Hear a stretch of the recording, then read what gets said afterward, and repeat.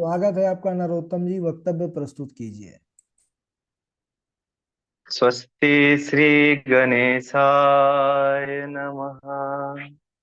अस्मद्गुरुभ्यो नमः। अस्मत्परम गुरुभ्यो नमः। अस्मत्सर्वगुरुभ्यो नमः। राधा कृष्णाभ्यां नमः। श्रीमते रामानुजाय नमः। श्री सीताराम लंबोदरम परम सुंदरमेकदंतम पीतांबरम त्रिनयनम परमं पवित्रम उद्यद्दिवाकर निभोज्वल कांति कांतम विघ्नेश्वरं सकलविघ्न हरणं नमामि। शरीरं स्वरूपं ततो वा कलत्रं यशश्चारुचित्रं धनं मेरुतुल्यम् मनश्चैनलग्नं श्रीगुरुरङ्घ्रिपद्मे ततः किं ततः किं ततः किं ततः किं नारायणं नमस्कृत्यं नरं चैव नरोत्तमं देवीं सरस्वती व्यासं ततो जायमुदीरये। जयतु जयतु देवो देवकी नन्दनोऽयम्। जयतु जयतु कृष्णो वृष्णवंश प्रदीपः। जयतु जयतु मेघश्यामलः कोमलाङ्गम्। जयतु जयतु पृथ्वी भारनाशो मुकुन्दः। कृष्णा त्वदीयपदपङ्कज पञ्जरान्ते अद्यैव मे विशतु मानसराजहंसः। प्राणपयान समये कफवातपित्तये कण्ठावरोधं विधौ स्मरणं कुतस्ते। वरहापीरं नटवरवपु कर्णयो कर्णिकारम् विप्रदवासकनककपिशं वैजयन्तीं च मालाम् रन्ध्रानवेणोरधरसुधया पूरयन् गोपवृन्दये वृन्दारण्यशपदरमणं प्राविशद्गीतकीर्ति करारविन्देन पदारविन्दम् मुखारविन्देन विनवेशयन्तम् वटस्य पत्रस्य पुटे शयानम् बालं मुकुन्दं मनसा स्मरामि।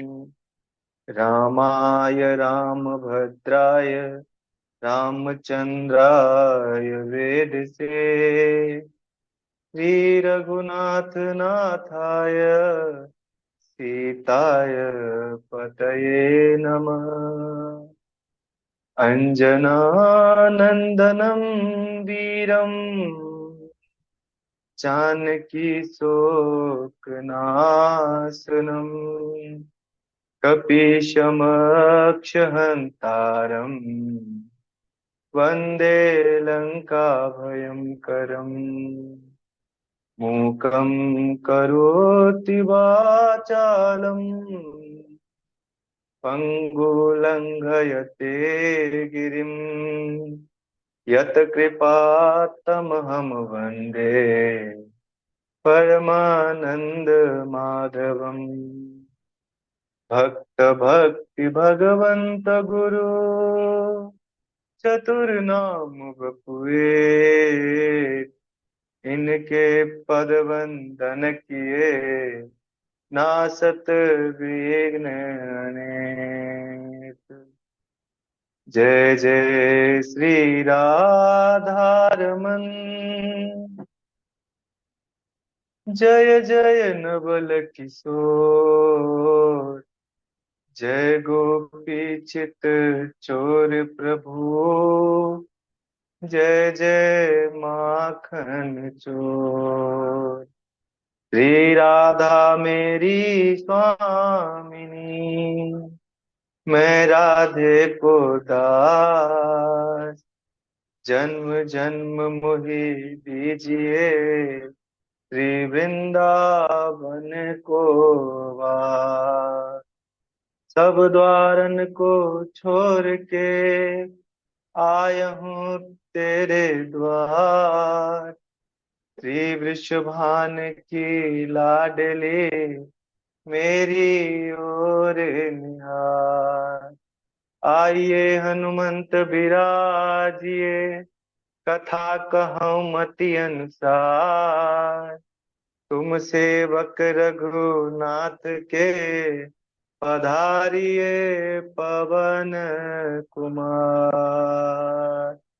बोलिए भागवत महापुराण की जय। अनंत कोटि कल्याण, अनंत कोटि ब्रह्मांड नायक, अचिंत कल्याण गुणगण निधान, सर्वेश्वर सर्वाधिपति, अकारण करुणा वरुणालय, अकारण करुणा कारक, सरल जन्य कल्य शापहारक, परात्पर ब्रह्म, अनंत कोटि कंदर्प दर्प दलन पटियान, निर्गुण निराकार सगुण साकार, जगदैक बंधु करुणैक सिंधु, श्री सच्चिदानंद घन परमात्मा श्री कृष्ण और श्री राधा रानी जी के युगल चरणार बिंदों में दास नरोत्तम का बारंबार प्रणाम। तम उपस्थित भगवत भक्त, भगवत कथा अनुरागी, भक्तिमाय बंधु भग्नियों, आप सभी को सिया राम मैं जान नरोत्तम प्रणाम करता है। सिया राम मैं सब जग जानी, करहूं प्रणाम जोरि जुग पानी। जाने बिनु ना होत प्रतीति, बिन परतीति होत न प्रीति। भगवान की महिमा को, उनकी लीला को जाने बिना उनसे प्रेम संभव नहीं है। इसीलिए भगवान की लीलाओं को, कथाओं को श्रवण करना चाहिए, स्वाध्याय करना चाहिए, जानना चाहिए, तभी उनमें अगाध प्रेम उत्पन्न होता है। भक्तजनों, आज हम लोग यदुवंश की चर्चा करेंगे। इससे पहले चंद्रवंश में हम लोग बने हुए थे, जिसमें पुरूरवा का चरित्र, नहुष, आयु, ययाति, पुरु, इन सब के वंश का वर्णन हमने सुना। महाराज रंती देव की कथा हमने सुनी, जिनके यहाँ साक्षात भगवान नारायण, ब्रह्मा, शंकर जी पधार कर उन्हें वरदान दिया। ऐसे चरित्र में हम लोग बने हुए थे। आज हम लोग यदुवंश के चरित्र का वर्णन सुनेंगे। ययाति नंदन महाराज यदु के वंश में सूरसेन का जन्म हुआ। सूरसेन की पत्नी मारिशा से वसुदेव आदि 10 पुत्र हुए और कुंती आदि 5 कन्याएं हुई। वसुदेव के जन्म के समय महाराज देवता लोग आकाश से दुदुम्बियां बजाने लगे, इसीलिए उनका एक नाम आकाश दुंदुभि है। वसुदेव की पत्नी पौरवी, रोहिणी, भद्रा, मादिरा, रोचना, इला और देवकी आदि अनेकों पत्नियां थीं। इनमें से रोहिणी के गर्भ से बलराम, गद, शारन, दुर्मद, विपुल, ध्रुव और कृत आदि पुत्र हुए। इनकी दूसरी पत्नी देवकी से कीर्तिमान, सुसेन, भद्रसेन, ऋतु, संवर्धन, भद्र, बलराम और कृष्ण आदि का जन्म हुआ। परीक्षित, जब अनेकों असुर राजाओं का वेश धारण करके पृथ्वी पर अनेकों अत्याचार करने लगे, तब पृथ्वी दुखी होकर भगवान के शरण में गई। उस समय भगवान श्री कृष्ण और बलराम मथुरा जी में अवतीर्ण हुए, वहां से गोकुल चले गए। 3 वर्षों तक गोकुल में रहे, अनेकों प्रकार की लीलाएं की। गोकुल में जब कई प्रकार के उत्पात होने लगे, तो ब्रजवासी श्री कृष्ण और बलराम को लेकर वृंदावन चले आए। भगवान श्री कृष्ण 8 वर्षों तक वृंदावन में निवास किए, रास लीला की, गोवर्धन लीला की, फिर मथुरा चले आए। मथुरा में कंस का उद्धार किया, 14 वर्ष तक वहां निवास किए और फिर द्वारिका पहुंचे। वहां उन्होंने 16,108 विवाह किए और पृथ्वी का भार हरण किया और 100 वर्षों तक निवास किया, फिर अपने धाम को चले गए। बोलिए श्री कृष्ण चंद्र भगवान की जय। यहाँ नवम स्कंद की कथा समाप्त होती है। जब सुखदेव जी महाराज ने परीक्षित को इस तरह से कृष्ण चरित्र संक्षेप में सुना दिया, तो परीक्षित जी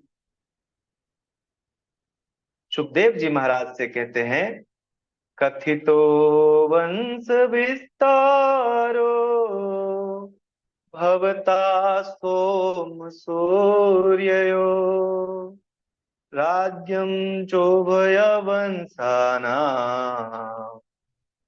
चरितम पदमाद्भुतम। कहते हैं, भगवान, आपने चंद्रमा और सूर्य के वंश में उत्पन्न होने वाले राजाओं के वंश का विस्तार पूर्वक वर्णन किया, और जब मेरे आराध्य देव श्री कृष्ण भगवान के चरित्र की बात आई, तो आपने संक्षेप में वर्णन कर दिया। मुझे यदुवंश में उत्पन्न होने वाले श्री कृष्ण भगवान का वर्णन विस्तार से सुनाइए, उनकी कथा को विस्तार से बताइए।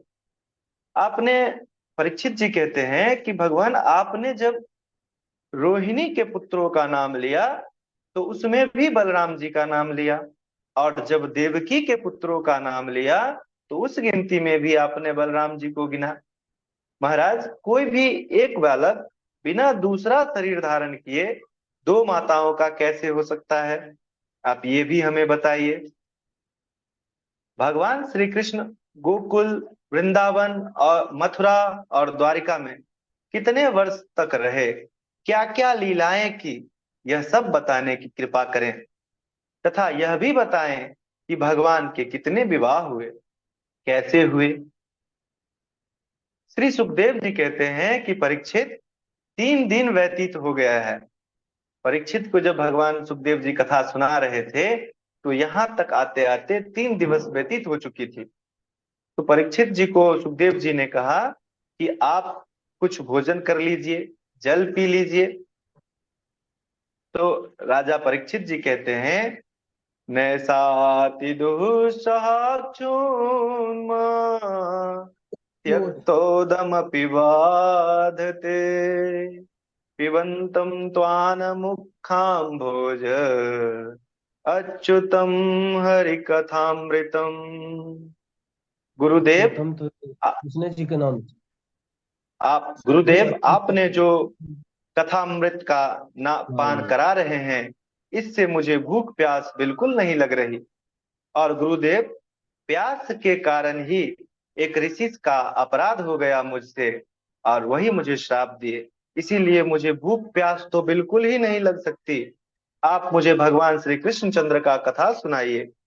सुखदेव जी कहते हैं, वासुदेव कथा प्रश्न पुरुषानिस्त्रिपुनात हि वक्तारं पृच्छकं श्रोत्रिंस तत्पाद सलीलम यथा। परीक्षित जी को सुखदेव जी भगवान कहते हैं कि भगवान कृष्ण के विषय में पूछने वाला, जो प्रश्न पूछा गया है, वह पूछने वाला वक्ता और श्रोता तीनों को पवित्र कर देता है। परीक्षित, जब अनेकों दैत्य राजाओं का वेश बनाकर पृथ्वी को आक्रांत करने लगे, पृथ्वी पर अत्याचार करने लगे, पृथ्वी देवी दुखी हो गई और ब्रह्मा जी के शरण में गई। ब्रह्मा जी पृथ्वी और देवताओं को साथ लेकर क्षीर सागर के तट पर पहुंचे। वहां ब्रह्मा जी और सभी देवता मिलकर पुरुष सूक्त के द्वारा श्री नारायण का, भगवान कृष्ण का स्तुति किए।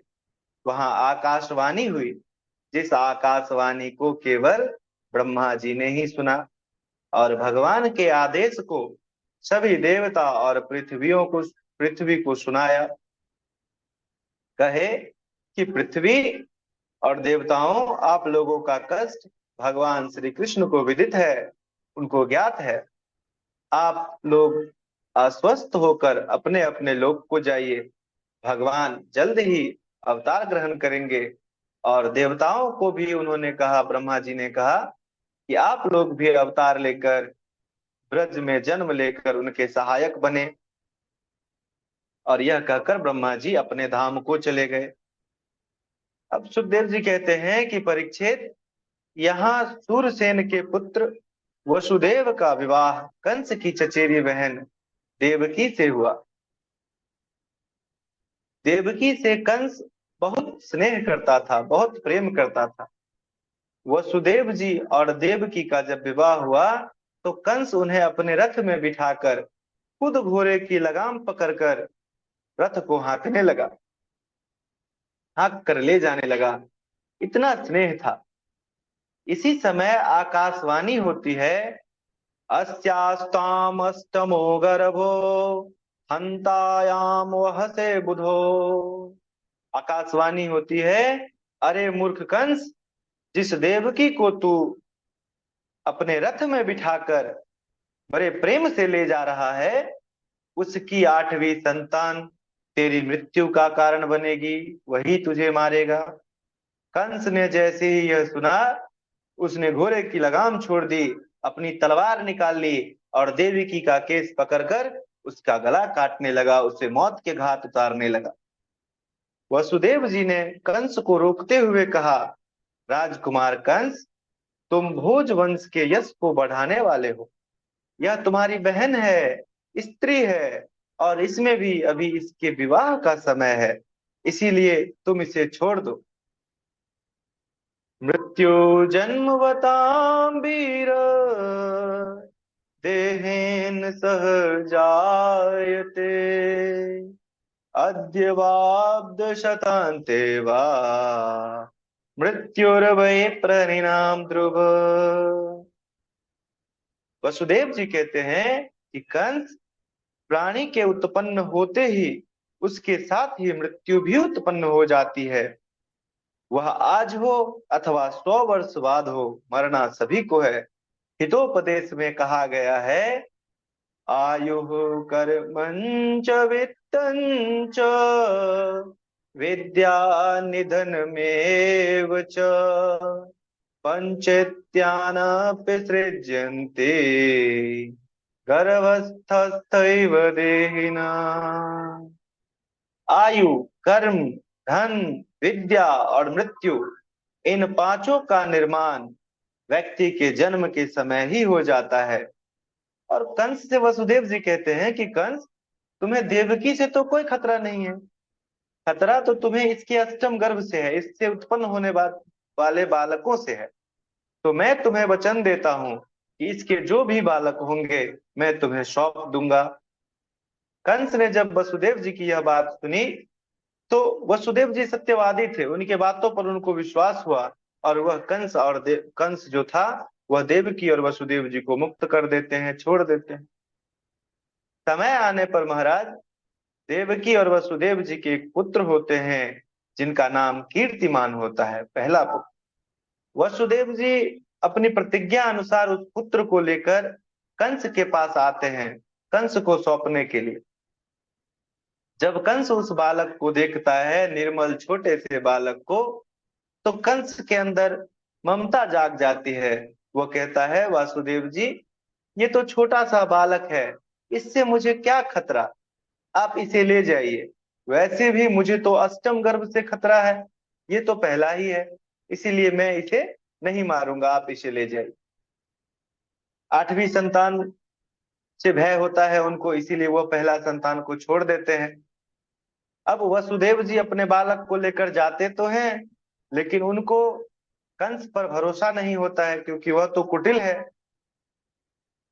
अत्यंत दुष्ट है। फिर भी वसुदेव जी कीर्तिमान को लेकर के वहां से चले जाते हैं। इधर देवर्षि नारद पधारते हैं कंस के यहाँ, और एक 8 पंखुड़ी वाला कमल लेकर के कंस को कहते हैं कि कंस बताओ, इसमें पहली पंखुड़ी कौन सी है। उसे देखकर कंस भ्रमित हो जाता है। नारद जी कहते हैं कि कंस देवता षड्यंत्र करते हैं, वह किसको पहला और किसको आठवां साबित कर देंगे, पता भी नहीं चलेगा। अब कंस की मति को नारद जी फेर देते हैं, क्योंकि उसके पाप की घड़ी गगरी भरने वाली होती है। अब कंस को जब यह पता चलता है तो वह वासुदेव और देवकी को उठाकर कारागार में डाल देते हैं। जब उग्रसेन इस बात का विरोध करते हैं तो उग्रसेन को भी मार पीट कर कारागार में डाल देते हैं और उनके पुत्र की हत्या कर देते हैं। एवं प्रकार से उनके 6 पुत्रों का कंस हत्या कर देता है। अब 7वें गर्भ के रूप में शेषा अवतार बलराम जी आए। उस समय भगवान श्री कृष्ण योग माया को आदेश देते हैं, कहते हैं गच्छ देवी ब्रजम भद्रे गोप गोविरलंकृतम रोहिणी वासुदेवस्य भार्यास्ते नंद गोकुले। देवी, तुम गाय और गोपों से अलंकृत नंद बाबा की गोकुल में जाओ। वहां वसुदेव की पत्नी रोहिणी निवास करती हैं।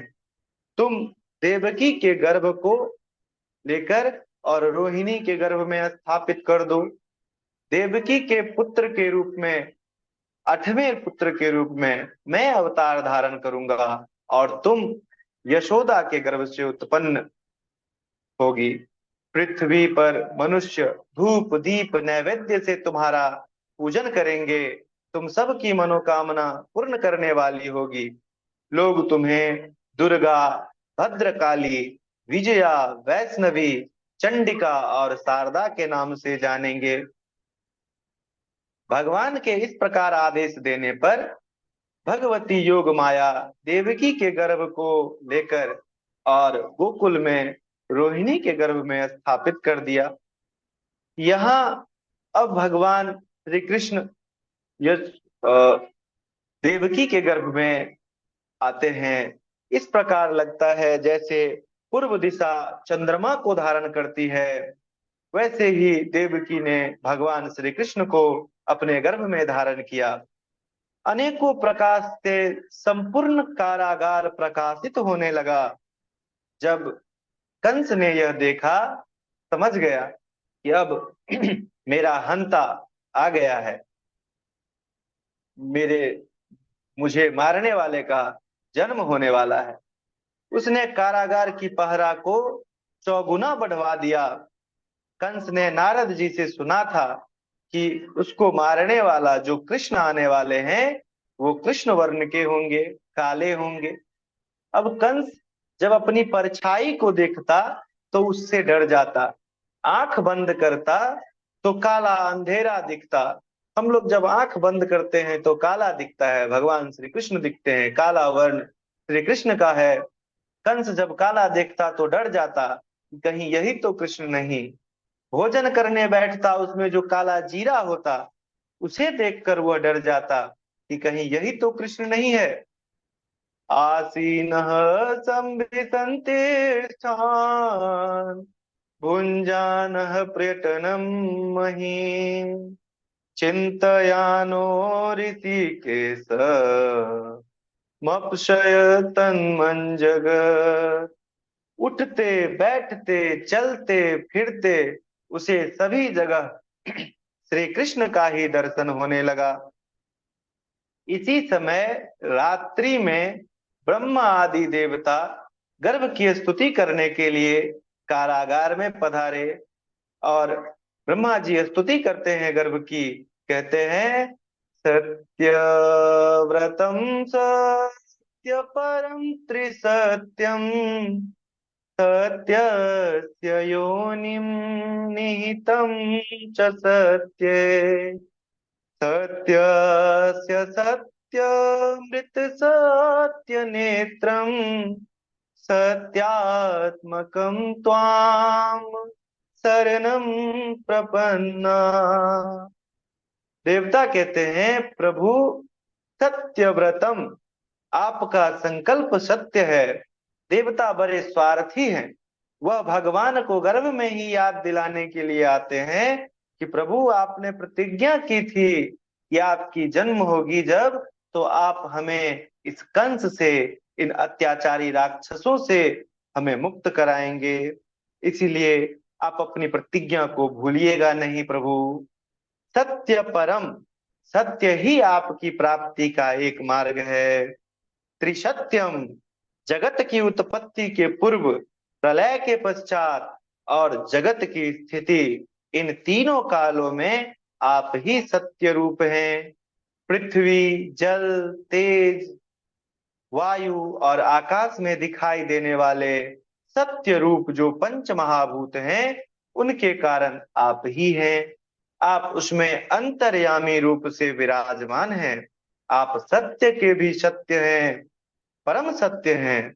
सत्य स्वरूप परमात्मा आप ही हैं। हम आपकी शरण ग्रहण करते हैं। इस प्रकार गर्भ की स्तुति कर देवता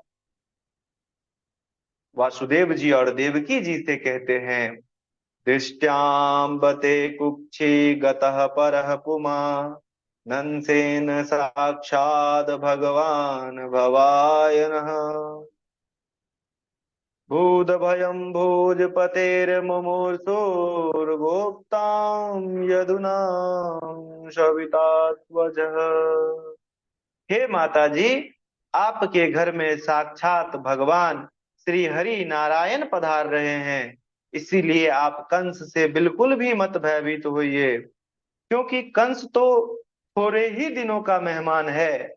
आपका पुत्र सदा यदुवंशियों की रक्षा करेगा। इस प्रकार सांत्वना देकर देवता वहां से चले गए। आज की कथा को हम यही विश्राम देते हैं। अब अगले वक्तव्य में भगवान श्री कृष्ण का जन्म होगा, तब हम लोग इस कथा को आगे श्रवण करेंगे। बोलिए भागवत भगवान की जय। गुरुदेव भगवान की जय।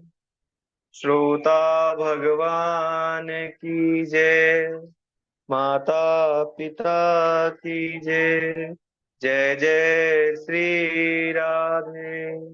राधे राधे गुरु जी। बहुत सुंदर, बहुत बढ़िया। हमारे नरोत्तम जी बहुत ही सुंदर कथा की तैयारी किए हुए हैं, बड़ा परिश्रम आप किए हैं। ठाकुर जी कृपा बनाए रखें। बहुत अच्छा आपने कहा। अब हमारे झाजी आगे बतलाएंगे कैसा रहा। बहुत सुंदर नरोत्तम भैया, बहुत सुंदर कथा। उत्तरोत्तर आपकी कथा में चार चांद लगने लगे हैं। आपकी वाणी में बहुत ही मासूमियत है। लग रहा है कि आपके हृदय में तो साक्षात राधा माधव विराजमान है। राधा माधव की कृपा बनी रहे और इसी प्रकार उत्तरोत्तर आपकी कथा अच्छी होती जाए, इसी शुभकामना के साथ आपको हम बहुत बहुत धन्यवाद देते हैं कि आपने बहुत ही कथा के क्षेत्र में प्रगति की है, सीखने में, याद करने में। अब तो लग रहा है कि बिना देखे भी आप कथा कर रहे हैं। इसी प्रकार श्लोक भी सुनाते रहिए और कथा भी कहते रहिए। जय श्री राधे, जय श्री राधे। सब सब कुछ आप गुरुजनों का आशीर्वाद है। लेकिन एक ही बात हुई कि वृंदावन में आपका दर्शन नहीं हुआ। ये हम बहुत दुखी हैं इस बात से। कल है। आज सुरेश जी बता रहे थे वहाँ का अनुभव, मतलब बहुत अंदर से द्रवित हो रहे थे कि हम छूट गए, नहीं जाना चाहिए हमको। जरूर जाना चाहिए। जी, अगली बार मिस नहीं करेंगे, अगली बार जरूर जाएंगे।